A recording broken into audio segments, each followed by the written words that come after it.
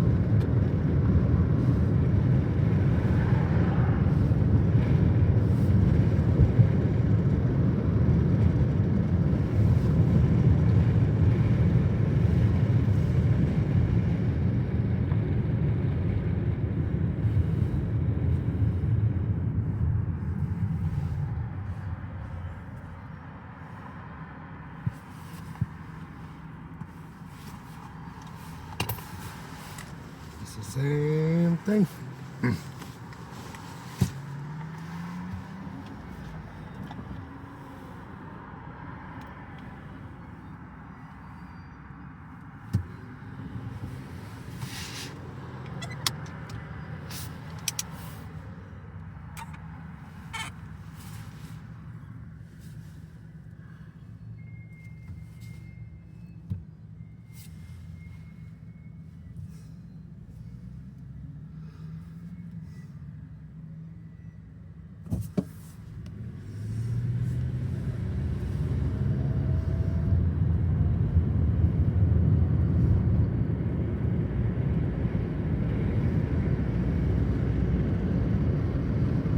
Damn, bro.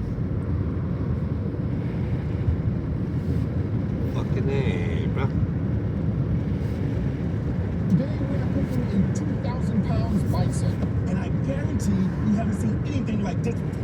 It's big. We're doing this for a great cause. Shout out to all the veterans out there. This one is for you.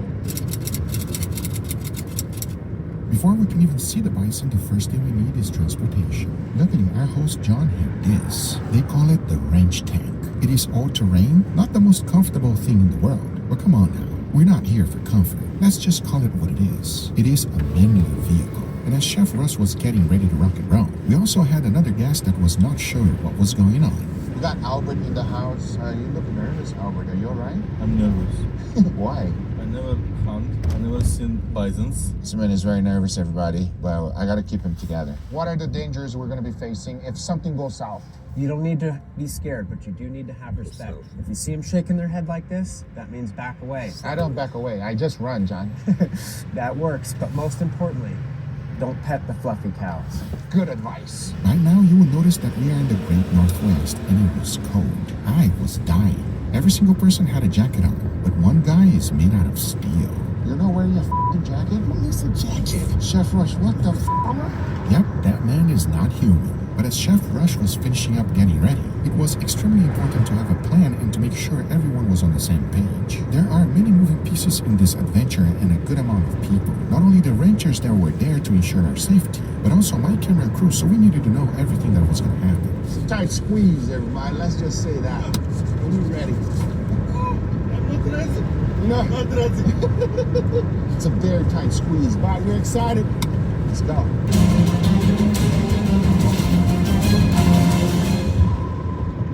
Super shot, couldn't have gotten any better. Went down right away.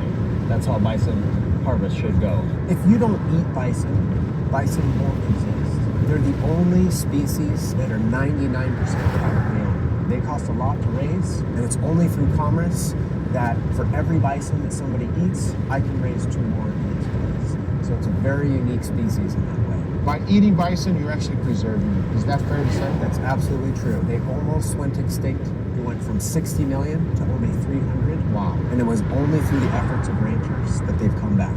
And like John said, if we don't eat them, they wouldn't exist. Now they're going to process them up, they're going to cook them. This is important information. A lot of people think that bison is an endangered species, but a simple Google search will let you know that this is no longer the case. The American plain bison is no longer listed as endangered, and it's all due to ranchers like John. If you ever harvest your own meat, you know how much work it is. From removing the hide to butchering the whole thing, it is extremely challenging. Not only because you need to know what you're doing, but remember, this is a 2,000 pounds beast, so you gotta put in some elbow grease. I'm impressed, Chef. That was a lot of work, man. That was a lot of work. You know, the meat is butchered, fabricated. John and his team, they did an amazing job. That was a long day. So, you know what we're gonna do? We're gonna let this rest, and then later on tonight, we're gonna season the meat. And why are we cooking it? We're gonna cook it on the wheel of pain.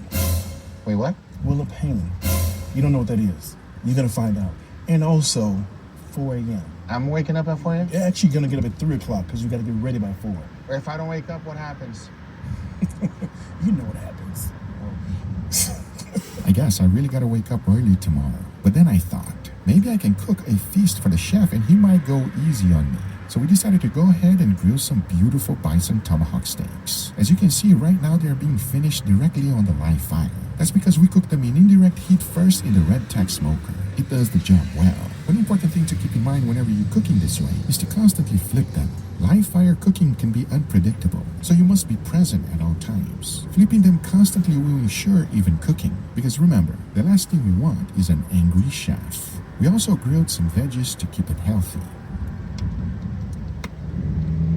Gotta have veggies. And funny enough, we had a visitor come in as soon as it smelled the veggies. This is Oreo, John's bison pet. She thinks she's a dog. She's friendly and stayed throughout the whole dinner. Talking about that, the food was awesome and everyone was happy. That was a good thing because the very next day, the hard work will begin.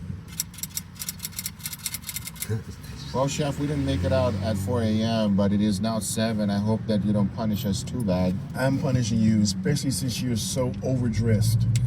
Damn, we are only getting roasted. You're gonna get roasted in front of the fire. Can you give me an explanation? How in the world are we going to put the spit up there without getting burned to death? Easy. Please. And so it began. Just taking this beast out of the refrigerator truck was out of the refrigerator.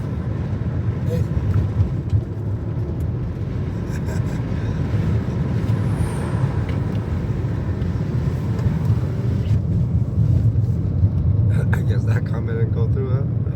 Oh, what a lame ass.